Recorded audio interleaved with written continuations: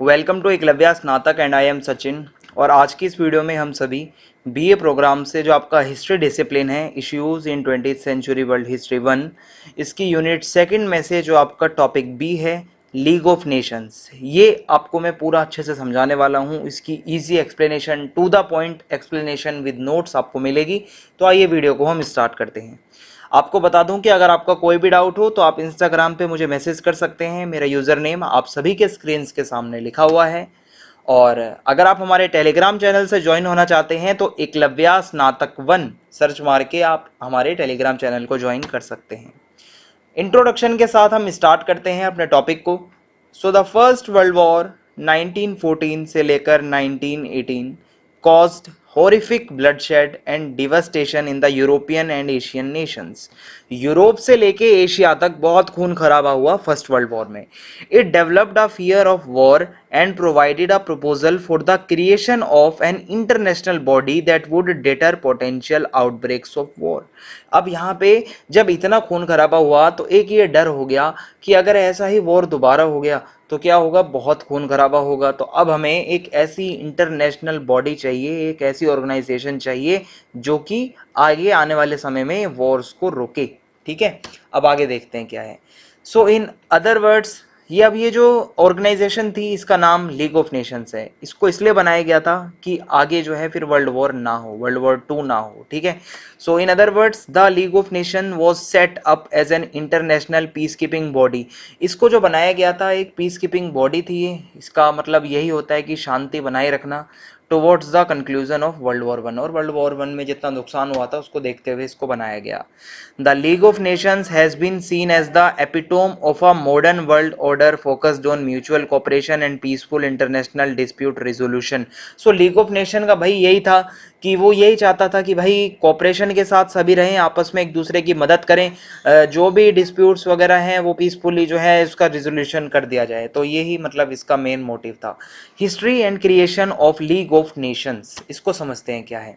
So league of nations and international cooperation organisation, ये जो था ये पूरा ऑर्गेनाइजेशन ये बनाया गया आपका 10 जनवरी 1920 को at the initiative of the victorious allied powers at the end of world war 1। So victorious जो अलाइड पावर्स थे उनके पूरे इनिशिएटिव से ही ये बना। So the aim of the league was to stop war. इसका एक ही एम था कि आने वाले समय में कोई भी वॉर ना हो। The league aimed to make a better world by improving people's working condition and by tackling diseases. ठीक है, तो इसका ये भी था कि भाई लोग जो है वो काम सही से कर पाए, जो बीमारियां हैं, डिजीज वगैरह हैं वो ना हो। So by the 1930s it had 58 nations as members. ठीक है, 1930 तक आते आते इसमें 58 जो देश थे वो मेंबर बन चुके थे। आगे देखते हैं क्या है। The league has its roots in president Woodrow Wilson's 14 points address. So league of nation जो है इसका अंदाजा हमें ये जो प्रेसिडेंट थे वुडरो विल्सन, इनके एक भाषण से मिलता है। Part of a January 1918 presentation detailing his plans for peace after world war 1 carnage. So जब ये अपना भाषण दे रहे थे, जब एड्रेस कर रहे थे, सो इन्होंने ये कहा था कि ये अपने डिटेल्स प्लान बता रहे थे कि आगे वर्ल्ड वॉर 1 तो हो गया भाई, इसके बाद का जो प्लान है कैसे पीस बनाए रखनी है, तो वहां पे लीग ऑफ नेशन का जिक्र हुआ था। Wilson envisaged an organization tasked with resolving disputes before they erupted to violence and warfare. Wilson यही चाहते थे कि एक ऐसी ऑर्गेनाइजेशन हो जो पूरा मतलब टैकल कर ले इन सब बातों को और रिजोल्यूशन करवा दे सभी का, और कोई डिस्प्यूट्स ना हो, और कोई भी डिस्प्यूट मतलब जो है वो वॉर में बदल जाए उससे पहले उसको रिजोल्व कर दिया जाए, इसलिए एक हमें ऑर्गेनाइजेशन चाहिए। So Wilson left for Paris by December of the same year. इसी ईयर में जो विल्सन है 1918 में ही चले जाते हैं मतलब Paris, to transform his 14 points into what would become the Treaty of Versailles. फिर है ही return to the United States even months later with a deal that contain the principle of what has the become the league of Nations. यही फिर आगे league of nation बन जाता है अपना। The league of nations was an effort to unify the world's countries. ये एक effort था कि दुनिया के देशों को एक किया जा सके और वॉर ना हो। So for this purpose an agreement has been entered into, और एक एग्रीमेंट हुआ इसी की वजह से जिसको कहा गया the league of Nations covenant. ठीक है, फिर है the covenant defined the league of Nations AIIMS constitution and functions. So league of nation के एम क्या थे, कॉन्स्टिट्यूशन क्या था, फंक्शंस वगैरह सब इसके अंदर बताए गए। The covenant of league of nations was signed as with the rest of the treaty, ठीक है। और उसके बाद क्या है कि अगर आप यहाँ पे देखेंगे कि सारी चीज़ें ये जो ट्रीटी ऑफ द वर्सलेस हैं और ये सब में मतलब आ गई थी ये बातें कि लीग ऑफ नेशन जो है उसको साइन कर दिया, अब ये बनना था। अब लीग ऑफ नेशन का स्ट्रक्चर कैसा है ये समझ लीजिए आप।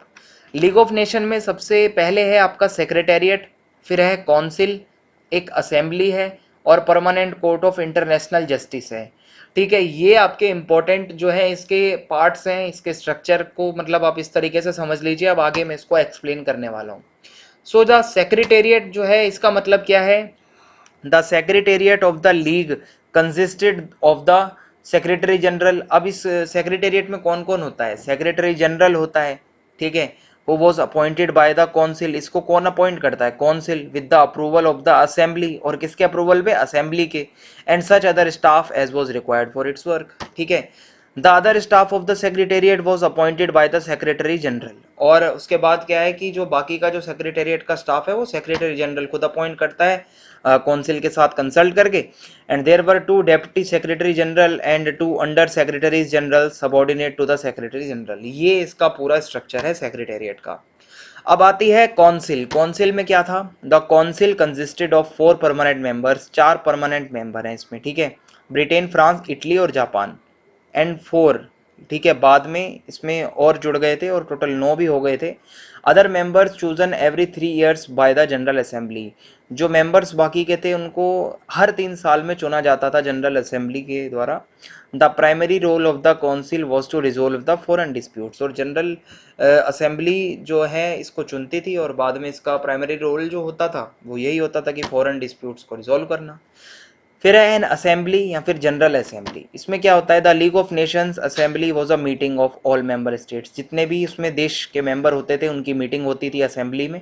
With each state allowed up to 3 representatives. हर स्टेट से 3 रिप्रेजेंटेटिव आते थे और एक वोट, हर किसी के पास एक वोट होता था। जो भी बात होती है उस पर हर किसी की वोटिंग होती थी ना कि इस बात को मानना चाहिए या नहीं। It was required to meet at least once in a year. So एक साल में एक बार तो मिलना ही है। In case of necessity there could be additional meeting. So अगर जरूरत पड़ती है तो एक से ज़्यादा बार भी मीटिंग हो सकती थी। फिर है अदर बॉडीज। और बॉडीज कौन कौन सी हैं देख लेते हैं। Several other agencies and commissions were created by the league of Nations, ठीक है। और लीग ऑफ नेशंस जैसे जैसे आगे डेवलप होता गया बहुत सी बॉडीज और बनी, बहुत सी एजेंसीज बनी, कमीशंस बनी।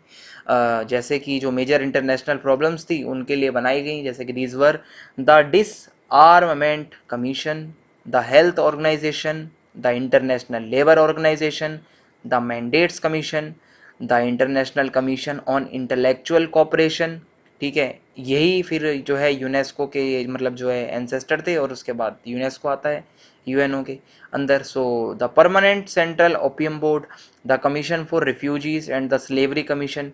सो ये सारे जो बॉडी को मतलब आगे जो है बनाया गया, इस तरीके से ये सब चलता है। फिर है आपका permanent court of international justice. ये क्या है, ये भी एक जो है लीग ऑफ नेशन का पार्ट था। The permanent court of international justice, sometimes called the world court, world court भी कहा जाता था इसे, was the international court of the league of Nations. यहाँ पे सारे मामले आते थे इस कोर्ट में। जैसे इंडिया का सुप्रीम कोर्ट है वैसे उस टाइम पे वर्ल्ड का ही कोर्ट बना दिया गया था। Established on 15th February 1922 under article 14, ठीक है, of the covenant of the League of Nations. So the permanent court of international justice began its preliminary session in the Hague in January 1922. So इसका पहला session जो है वो जनवरी में हुआ था and heard its first case and advisory opinion in May 1922। और अपना पहला केस इसने मई में सुना। Between 1922 and 1940 the court dealt with 38 contentious cases, ठीक है, 38 केसेस पे सुनवाई हुई स्टेट्स को लेकर और देशों का जो भी मामला रहा होगा। And later it was replaced in 1946 by the international court of justice. So permanent court of international justice बाद में रिप्लेस करके जो है इंटरनेशनल कोर्ट ऑफ जस्टिस बन गया जब यूएनओ बन गया था, ठीक है। आगे देखते हैं the successes of the League. League of Nation ने क्या हासिल किया देखते हैं। So members of the league of Nations were expected to respect all other nation states. So जो लीग ऑफ नेशन में आया था उनसे ये उम्मीद रखी जाती थी कि भाई बाकी देशों से कम आप रिस्पेक्ट करोगे, कोई मतलब मिलिट्री फोर्स वगैरह यूज नहीं करोगे किसी कॉन्फ्लिक्ट में।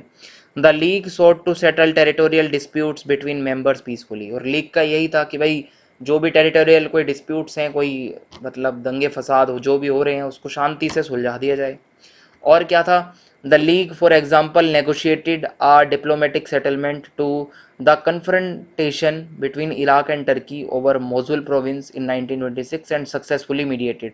सो ये इराक तुर्की और ये टर्की के बीच में कोई भाई पंगा रहा होगा मोसुल नाम की जगह को लेकर। सो इसको मीडिएटर मतलब इसमें मीडिएटेड किया इसने, ठीक है, लीग ऑफ नेशंस ने, और सक्सेसफुली ये रिजोल्यूशन हो गया। In addition to the league proved its worth quickly by resolving the Swedish Finnish conflict। अब अलांड आइसलैंड जो है, ठीक है, अलांड आइलैंड जो है आपके, वो स्वेडिश और फिनिश जो कॉन्फ्लिक्ट था उसको सुलझाया। मेंटिंग अल्बानियाज स्टेबिलिटी, ठीक है, saving Austria from economic ruin, economic crisis आ गया था ऑस्ट्रिया में तो उसको भी इसने मतलब संभाला। Resolving the partition of upper Silesia, ठीक है, and avoiding the outbreak of war between जो है ग्रीक एंड बुल्गारिया। सो इस तरीके से ये चलता है। Reasons behind failure of league of Nations. So league of Nations क्यों फेल हो गया, इसके पीछे के रीजंस क्या थे ये समझ लीजिए। So an initial disadvantage of the league was that it was too closely linked with the Treaty of Versailles, ठीक है, giving it the air of being an organization for the benefit of the victorious powers। So Treaty of Versailles में क्या था, world war one खत्म हो गया था भाई, उसके बाद जो विक्टोरियस पावर थी उन्होंने नहीं मतलब उन्होंने ही ये इनिशिएटिव लिया था। सो ऐसा माना जाता है कि इसके लिंक विक्टोरियस पावर्स के साथ ज़्यादा थे। उसके बाद है, in addition it had to defend the peace settlement which was far from perfect. some of the provinces were bound to cause trouble, for example the disappointment of Italy and the inclusion of Germans in Poland and Czechoslovakia, ठीक है। सो इस तरीके से बहुत जो देश थे भाई वो कुछ भी नहीं होते थे इससे, इसके फैसलों से। फिर है the league was dealt a severe blow, एक बहुत बड़ा जो उसको धक्का लगा वो मार्च 1920 में लगा, when the United states senate rejected the Versailles settlement, ठीक है। जो यूएस का सीनेट था, ठीक है, उन्होंने क्या करा, वर्सेल्स का ये जो सेटलमेंट हुआ था, जो ट्रीटी हुई थी, इसी को ही डिक्लाइन कर दिया, रिजेक्ट कर दिया। देयर वर मैनी रीजंस, इसके बहुत रीजंस थे, क्योंकि many Americans wanted to return to a policy of isolation, और अमेरिका चाहता था कि हम किसी भी तरीके के भाई मीडिएटर ना बने, लीग ऑफ नेशन वगैरह में ना रहें, आइसोलेट होकर रहें। And feared that membership of the League might cause them to be embroiled in another war, और इनको डर था कि भाई अगर हम लीग ऑफ नेशन में रहते हैं तो कहीं कल को हमारा ना किसी से पंगा हो जाए। So the Republicans now in majority in the senate, देखो डेमोक्रेट्स और रिपब्लिकन्स ये दो ही शासन मतलब चलते हैं वहाँ पे, ये दो ही रूलर्स आते हैं। सो जो उस टाइम पे आए वो रिपब्लिकन्स थे, उन्होंने जो प्रेसिडेंट विल्सन ने जो भाई वो तो डेमोक्रेट थे, वो जो बातें करके आए थे लीग ऑफ नेशन वगैरह की उसको अपोज कर दिया और अमेरिका बाहर हो गया इससे। Thus the league was deprived of powerful member, और अमेरिका इतना पावरफुल मेंबर था, जब वो लीग ऑफ नेशन छोड़ गया तो भाई जो उसको फाइनेंशियली और साइकोलॉजिकली जो मदद मिलती थी वो खत्म। Germany was not allowed to join the league until 1926, 1926 तक जर्मनी को अलाउड नहीं था लीग को ज्वाइन करना। And the USSR became its member only in 1934 when Germany left, और 1934 में यूएसएसआर इसका मेंबर बना जब जर्मनी ने छोड़ दिया। So that for the first few years of its existence, the league was deprived of three of the world most important powers, और ज़्यादातर जो है मतलब जो इम्पोर्टेंट जो पावरफुल देश थे वो उसको छोड़ के जा चुके थे। There were serious weakness in the covenant making, जो कोवेनेंट था, ठीक है, उसको बनाने में बहुत सी कमजोरियां भी थी। Making it difficult to ensure that decisive action was taken against any aggressor, कोई इतनी खतरनाक उसमें प्रोविजंस मतलब प्रोविजंस नहीं थे कि मान लो कोई अगर मतलब कर रहा है दंगे फसाद, तो कोई अगर एग्रेसर है तो उसके अगेंस्ट कैसे एक्शन लेना है। It was difficult to achieve unanimous decisions. The League had no military of its own, खुद की कोई मिलिट्री नहीं थी। लेकिन आर्टिकल 16 में ये कहा गया है कि मेंबर स्टेट्स जो है वो सप्लाई करेंगे अपने सैनिकों को, ठीक है, अगर कुछ ज़रूरत पड़ती है। A resolution was passed in 1923 that each member would decide for itself whether or not to fight in a crisis. This clearly made nonsense of the idea of collective security. भाई इन्होंने एक रिजोल्यूशन पास करके कह दिया कि member खुद decide कर लो कि फाइट करनी है कि नहीं करनी। ये क्या नॉनसेंस थी सो इस तरीके से ये चीज़ें इसको कमज़ोर बनाती गई। Also the league failed in its main objective of preserving world peace, और इसका मेन ऑब्जेक्टिव यही था वर्ल्ड वॉर 2 ना हो, लेकिन वर्ल्ड वॉर 2 तो हुआ, ठीक है। 1939 वापस से दुनिया वर्ल्ड वॉर में आ गई और लगातार ये वॉर्स चलते रहे। There are numbers reasons for its failure. Big forces such as United States and USSR जो है वो छोड़ के जा चुके थे इसको, और बस यहीं से इसका जो है डिक्लाइन शुरू।